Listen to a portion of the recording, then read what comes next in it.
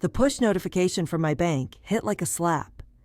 At 7:32 a.m., half awake and clutching my coffee, I saw it. $1,450 withdrawn, rent payment, initiated by Jay Keller. My stomach twisted. Jay Keller wasn't my landlord. It wasn't me either. It was my ex-stepfather, the man my mother finally divorced 7 months ago, but who still somehow had his claws in my life. I stared at the screen over and over, hoping it was a glitch. But the balance didn't change. I was supposed to move that money to cover utilities and groceries. Now it was just gone. And worse, it wasn't withdrawn by accident. Only someone with direct access to my apartment lease account could do that. That lease. My supposed sanctuary. My new apartment. My first space, finally away from my mother's marriage, away from the chaos. Yet there he was, still haunting me through paperwork he insisted on helping with when I first moved in. His name was there, co-signed, the price of me getting approved, when the landlord wondered if I made enough. I'd been proud, relieved, but now I saw it was another leash. I dialed him immediately. It rang 5 times before his familiar gravel voice answered, soaked in fake casualness. "Morning. You sound tense. What's wrong? What's wrong?" I snapped so loud my neighbor's baby started crying through the wall. "You pulled my rent money from my account. You don't live here? You don't pay here? You're not a part of my life. Why do you still have any access?" He gave a laugh so light it made me want to slam my phone against the counter. "Relax. Technicalities. It's called responsibility, something you're not known for. Rent's taken care of. Shouldn't you be thanking me instead of throwing a tantrum?" Thanking him. How could he say that after ambushing my bank account? My hands were shaking, coffee sloshing onto my table. For a moment, I wanted to scream every insult I had bottled up since I was 15. Instead, I whispered, "You don't get to own me anymore." But the silence that followed wasn't fear from him. It was amusement. He chuckled, low and certain, before hanging up with only 4 words. "We'll discuss this later." That later hung in the air like a threat. And I knew it wasn't just stolen money. It was him reminding me that my independence, my lease, my home, my future, wasn't really mine at all. The only question was, how far would he go to keep it that way? Shall I write the next chapter? I couldn't shake his voice, that low, condescending chuckle. It followed me as I rinsed spilled coffee off the counter, as I paced the floor of my 1-bedroom, staring at walls that suddenly felt like they weren't mine anymore. I thought when I signed this lease 5 months ago, I was finally beginning something new. The truth is, I hadn't cut the cord at all. I'd just unknowingly knotted it tighter. When my mom's second marriage fell apart, I'd wanted out too. But I couldn't qualify for the apartment on my own. Too little income history, landlord skeptical about approving me without a guarantor. He had leaned in back then, oh so generous, offering, "I'll co-sign. A fresh start should come with stability." It sounded supportive at the time. What else could I say? I signed the papers with him right there, the manager shaking both our hands as though we were one unit. The problem now? His name was second on that lease, which meant, technically, he held rights. The landlord didn't care about step, or ex, or estranged. To them, Jay Keller was just a co-signer who could walk into the office and meddle with payments as he pleased. If he refused to take himself off, my only path out was to break the contract, pay penalties, lose my deposit, and trash my rental history. A death sentence for someone barely affording city rent as it was. I tried explaining it to my mom later that afternoon, sitting at her kitchen table, her hands washing the same coffee mug 3 times over as I spoke. "So he's still on your lease," she murmured, avoiding my eyes. "Honey, he did that to help you at first. Maybe you're being too suspicious. You always thought he was controlling, but maybe this was just a mistake." "A mistake?" I slammed my phone down with the bank notification glaring up at both of us in angry red. You think accidentally draining my account is just careless? He did this because he wants me to know he can. It's not about rent. It's about power. She winced. I just don't want more conflict. That was her canned answer every time with him, even now, months after their divorce. But he lived on conflict. It fed him. She knew it. I knew it. The worst part was, she wasn't wrong about the stakes. If I kept pushing and somehow angered him enough, he could shred my renting credibility, cancel payments, stall things, or report disputes to the property manager. My first fragile taste of independence could unravel completely. If you've ever been caught in a situation where leaving costs too much, you'll understand. It felt like being trapped in a house with no doors. But I didn't realize how much worse it could get, until he walked right through the one door that was supposed to be locked. Shall I write the next chapter? It happened on a Tuesday night, the kind of ordinary evening that should have been safe. I'd ordered Thai takeout, lit a candle, and was halfway through telling my two closest friends about the rent fiasco when the rattle of keys at my front door froze me mid-sentence. The sound was unmistakable. Metal sliding, turning. I stood, heart thudding. No one else had keys. I hadn't given spares to friends or neighbors. The second the door cracked open, I felt the air split open like glass under a hammer. He stepped in, not even hesitating. My ex-stepfather, in his crisp jacket, holding grocery bags like this was his weekend ritual, not a violation. My friends darted stunned looks at me, mouths hanging, noodles slipping off their chopsticks. I thought I'd stop by, he said lightly, glancing around the living room. His eyes narrowed over the takeout containers and wine glasses. Having people over? At a place I'm financially tied to? Interesting. My pulse was so loud I could barely speak. You can't just walk in here. Of course I can. He set the grocery bags down like a claim flag. My name's on this lease. If something happened in this apartment, guess whose credit and liability are on the line? I have every right to check who's in my property. Property. The word stung harder than I expected. My friends shifted uncomfortably, and in that moment, the humiliation was worse than his presence. He was framing my independence as borrowed, fraudulent, a joke. When I snapped, "It's mine, not yours," he gave a slow smirk. You think a line on a lease makes you an adult? You think you're ready for the wait when you hide bills from your mother and waste money on takeout every night? My throat burned. He didn't just say these things. He said them in front of people who mattered to me, people who had championed my new chapter. It was an ambush of reputation, meant to shrink me back into powerless silence. One friend tried to reason, "Sir, with respect, it's not right." But he cut her off. "Stay out of family matters." Family. Another word he wielded like a weapon despite the divorce, despite my resistance. I kicked the door shut after he finally left, but the damage was cemented. There had been witnesses now. People had seen the way he carved into my home like it was his. Shame turned into fury. If he could stroll in whenever he wanted, then I didn't have a lease. I had a cage. And cages only tighten if you don't fight back. But the first time I tried to break free, the walls closed tighter than ever. Shall I write the next chapter? The very next morning, I marched into the leasing office with a folder clutched so tightly in my hands that my knuckles turned white. I'd rehearsed my speech in my head all night, calm but firm, unwavering.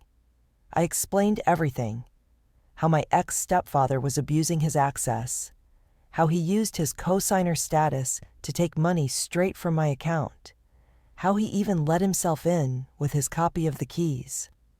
The property manager, a middle-aged woman named Denise, listened politely at first. She glanced at my documents, the bank alert printout, the recorded withdrawal, The lease itself, with both our names near the bottom. Her lips pressed into a thin line, and she leaned back with her hands folded across her middle. "I understand your frustration," she said slowly, "but unfortunately, since Mr. Keller's name is legally on the lease, that entitles him to access. You signed together. We can't remove him without his agreement, or without ending and fully reissuing the lease altogether." My heart sank. "So you're telling me I have no say in who controls my housing, even though I'm the one who pays every dollar of this rent on time?" Denise gave a sympathetic smile, the kind that means nothing. "You're not the first tenant in this situation. My advice? Try to work it out civilly. Or, if you really want him off, you'll need him to sign a release form." Her words echoed in my ears like a door slamming. Signed release form. His consent. That meant, once again, my freedom was something I couldn't obtain without his permission. I wanted to scream at the ceiling. When I told him later, because I had no choice but to confront him, he leaned back in his chair like a king being entertained. "So, you need my signature. That's interesting. What's your offer?" "My offer?" I spat out. "Of course," he said smoothly, sipping his coffee. "Paperwork takes effort. Effort I don't owe you. You want me to lose control over something that protects you? Convince me why I should." The gall of it made my vision blur. It wasn't a misunderstanding. It wasn't misguided concern. He knew exactly what he was doing, dangling my independence like a toy he could snatch back whenever he pleased. I swallowed the lump in my throat. "You won't control my life forever." He smirked, his voice calm but venomous. "That's the beauty of it. As long as my name's there, it doesn't matter what you think. It matters what's written in ink." I left shaking, but I wasn't broken. If anything, his smugness carved something clearer inside me. If I couldn't beat him with reason, I'd have to find proof he wasn't protecting me at all. I needed something undeniable, something that turned anyone who doubted me into a believer. And that proof arrived in the most unexpected way, straight from his own careless mouth. Shall I write the next chapter? It was late Friday night when the proof fell into my lap. Not as a document or a notice, but as a voicemail. I remember staring at my phone in the dark, rubbing my eyes because I thought I'd misheard. Earlier that evening, he had called me and I didn't pick up. I was drained and couldn't stand another one of his faux-concerned lectures. He must have pocket-dialed me right after, because a voicemail recorded 3 full minutes of his conversation with someone else. I pressed play under the blanket, heart pounding. His voice came through first, sharper than he ever allowed himself when talking directly to me. "She still thinks this apartment makes her independent," he scoffed. A pause, then the sound of clinking glasses in the background, as if he were having drinks with a friend. "But as long as my name's there, she'll never cut the cord. She'll break before she ever learns. I made sure of that." I nearly dropped the phone. He admitted it, out loud, and worse, with pride. My entire body went cold. The recording continued. "I'm not stupid. If her life looks shaky enough, she'll come crawling back. She always will. I've invested too much in her to let her suddenly pretend she's grown. Control is the only way she learns." Control. He said it himself. Not protection, not concern. Control. He wanted me shackled, wanted me to fail just enough that my independence snapped like a twig. I could barely breathe after I replayed it. My first impulse was rage. Run to his house and throw the phone in his face. But the second impulse made me pause. This was leverage. For the first time, had something written in ink, only it was audio ink. His voice etched into my voicemail system. I played the clip to one of my friends the next morning. Her jaw dropped. "You realize this is airtight, right? He can't gaslight you out of this. Anyone who hears this will know the truth." She was right, but the danger nagged at me too. If I showed him too soon, he'd slam down harder. If I went to my mother, would she finally believe me? Or would she fall back into her default line? Try to avoid conflict? Still, I knew deep in my chest. The game had changed. For the first time in years, the balance of power tilted. I just had to choose. Confront him directly, or build my case in secret first. But the moment I thought I had time to decide, he forced my hand, by crossing another line that made confrontation unavoidable. Shall I write the next chapter? The thing about cages is that the walls never stay invisible for long. And mine slammed shut 2 days later, when I came home to find something that made my lungs seize. It was Sunday evening. I'd taken the bus back from my mom's after an awkward dinner that was mostly her urging me to just be patient with him. My key clicked in the lock, and when I walked inside, I froze. My bedroom closet door was slightly open, and on my desk, out of place, sat a folded sheet of mail I had tucked away weeks ago. He'd been there, while I was gone. I yanked open the closet, heart pounding. Things were shifted. My coat moved behind summer dresses. A shoebox of private papers pushed half an inch off-center. It was subtle, almost careful, but I knew my space. He hadn't just checked pipes or smoke alarms. He snooped. My privacy, my dignity, violated in the one place that was supposed to be mine. My phone buzzed. A text from him, as if timed. "Nice job keeping the place neat today. Proud of you. You're growing." Growing? No.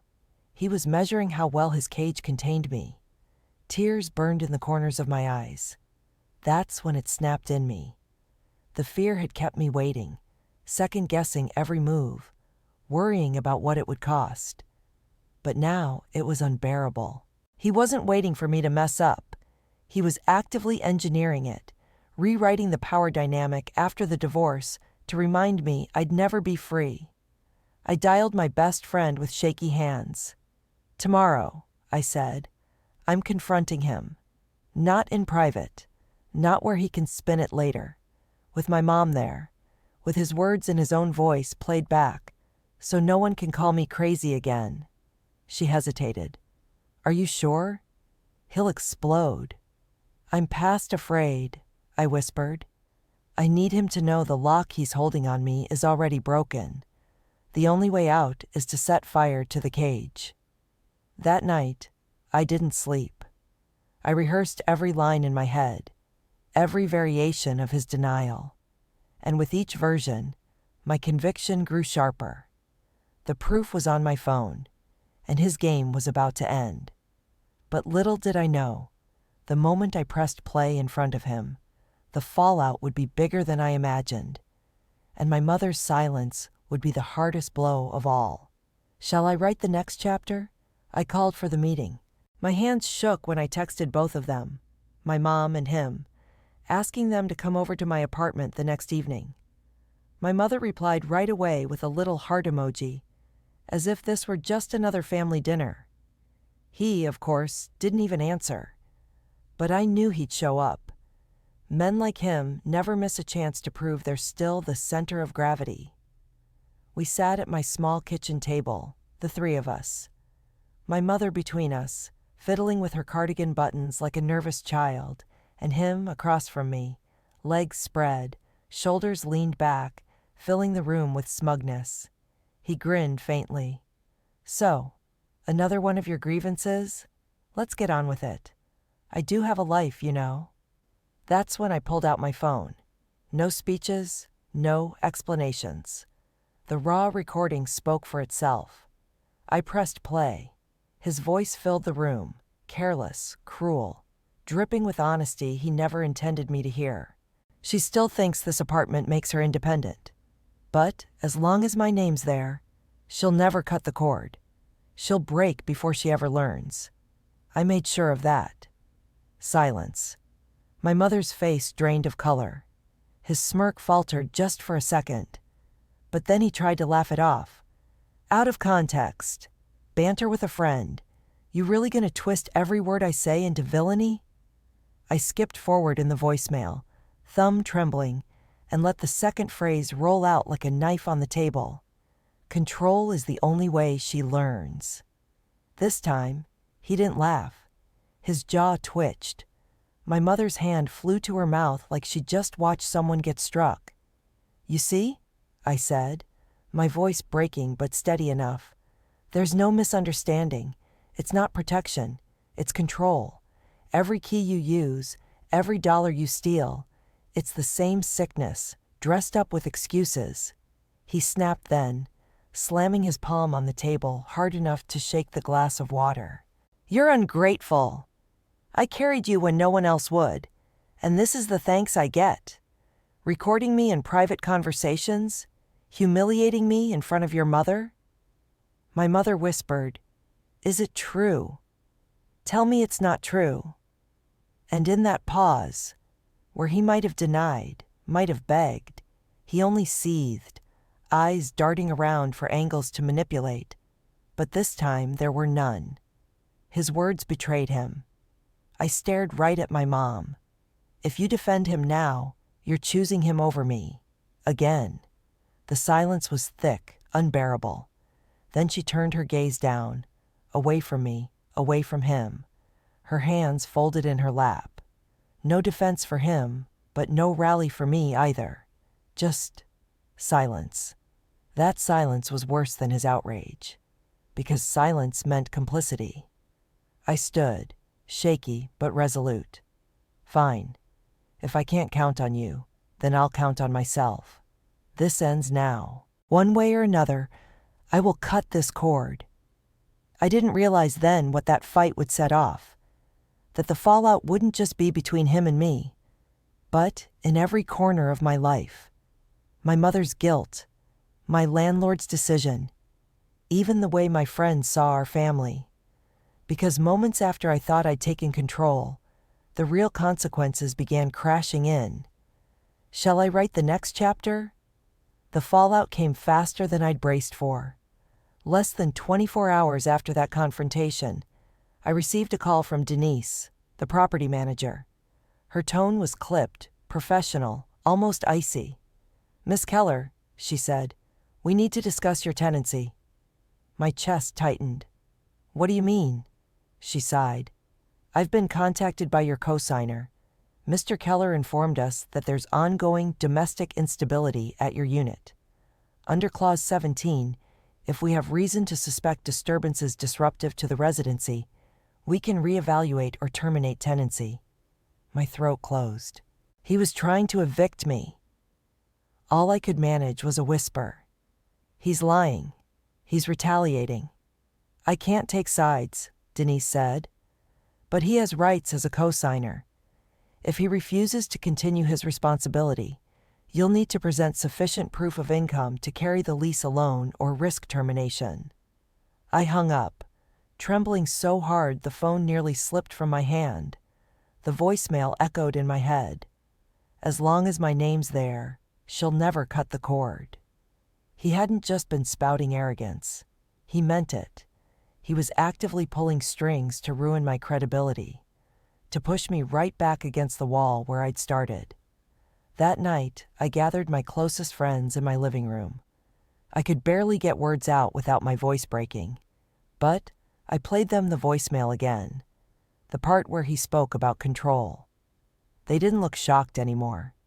They looked determined. You need to go above him, one of them said.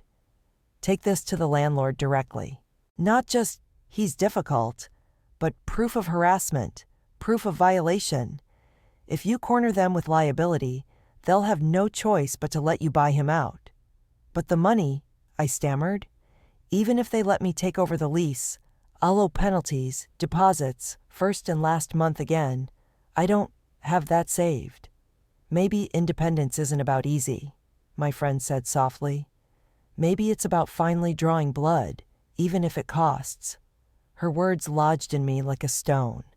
I realized I could wait for perfect timing forever, and he'd keep leeching power as long as I hesitated. So I made a choice. I'd risk debt.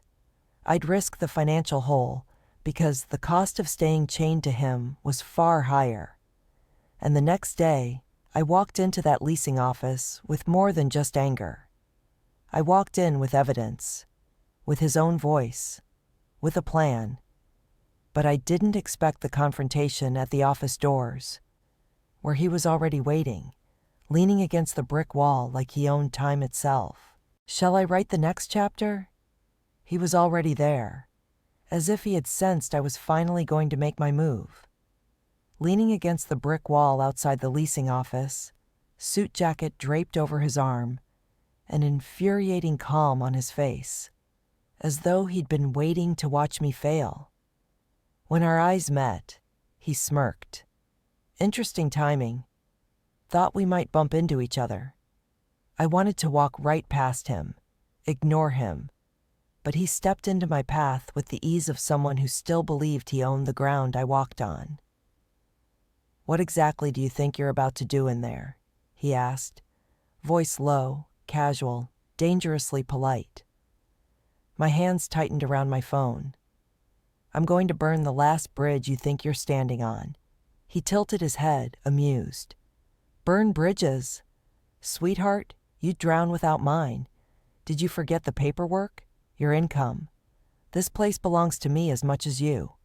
You'll learn the hard way if you keep pushing." Something in me snapped. I pulled up the voicemail and hit play. His words spilled out, muffled slightly by the bustle of passing cars, but clear enough. "She'll never cut the cord. Control is the only way she learns." His face didn't move at first, but I caught the flicker in his expression when a leasing assistant opened the glass door at that very moment, ears catching the words. His mask cracked just slightly, teeth grinding as he muttered, "Turn that off." "No," I said firmly, my voice stronger than it had been in months. "Everyone needs to hear what you are. You're not protecting. You're not helping. You're suffocating." By then, the assistant was staring, wide-eyed, clearly having heard enough. His plan to paint me unstable? I'd just flipped it against him. I walked past him into the office, legs shaking but spine unbending. The leasing manager listened, headphones in, as I let them take in the full voicemail. Every damning word.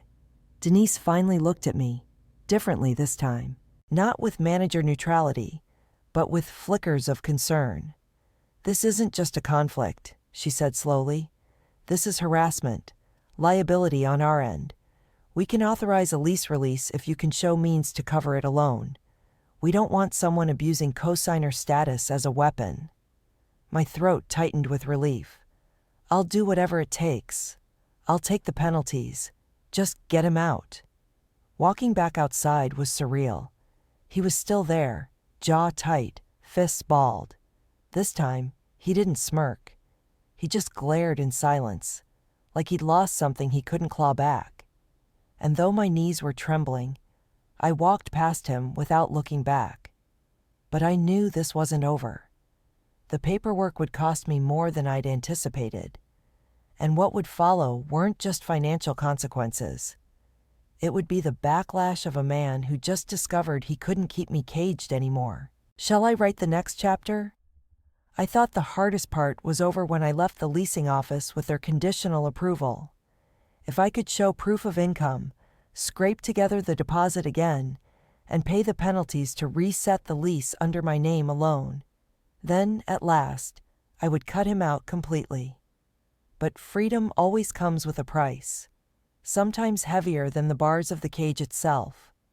The numbers gutted me. $3,000. That was the cost pitched at me by Denise when she handed over the paperwork. A buyout fee, the fresh deposit, plus transfer processing.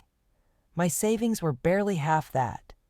Financially, it was a mountain I wasn't ready to climb. But emotionally? For once, the summit felt worth bleeding for. When I got home, I laid the documents on the kitchen table and called my mom. She arrived an hour later, still in her work uniform, looking tired, drawn. She scanned the papers silently, her hands trembling just a bit. $3,000, she whispered. You can't afford this. I can't afford him, I shot back, sharper than I intended. Every day he's on this lease, I feel him breathing down my neck. I'd rather fight debt than suffocation. Her eyes glassed with tears, and I realized what she was really struggling with. Guilt. She had brought him into our home years ago, had leaned on him even as he dug hooks into my life. And now she was watching me pay the price for her choices, literally. He'll retaliate, she said softly, almost begging. You've humiliated him, played his voice back in front of other people. Losing control isn't something he takes well. I knew she was right, and the next few days proved it. He started showing up everywhere. Not at my apartment, since the leasing office had flagged that, but in subtler ways. Crossing my path near the bus stop, commenting on public Facebook posts I made, with snide remarks only I would understand. Even sliding small warnings into my mother's conversations, telling her she won't last long on her own. Each micro-attack was meant to shake me, to make me second-guess. But strangely, my resolve calcified. I wasn't just pulling free of his grasp. I was learning to live without the illusion of his approval. And that was more terrifying to him than losing the lease. Friends began rallying too. One offered me a short-term loan. Another connected me with gig work to stack cash quickly. Piece by piece, a safety net appeared. Not from him, not from my mother, but from people who actually wanted me to stand. The night I signed the preliminary release, my pen felt heavy, but my heart lighter than it had in years. But as I prepared to hand the paperwork in, he made one last move. A maneuver so desperate and venomous that I realized the battle wasn't just about a lease. It was about rewriting the story of who I was. He wasn't going to let me walk away without trying to shatter my image one last time. Shall I write the next chapter? The final blow came not through locked doors or stolen money this time, but through reputation. The thing he knew could wound me long after the lease was in my name. I woke up one morning to a flurry of notifications lighting up my phone. Tags, messages, screenshots. At first, I thought it was normal chatter among friends, until I read the words. My ex-stepfather had posted in our extended family group chat, the one that included aunts, cousins, even distant relatives I hadn't seen in years. His post wasn't a rant. It was carefully calculated, packaged like concern. He wrote, I just hope everyone keeps my stepdaughter in their prayers. She's in a bad place right now, financially unstable, letting strangers stay in her apartment, neglecting her responsibilities. I've been trying to support her, but she insists on pushing people away. Very worried. Every sentence aimed like a blade, dipped in artificial sympathy. He didn't call me reckless or ungrateful outright. He let the group fill in the blanks. The responses poured in.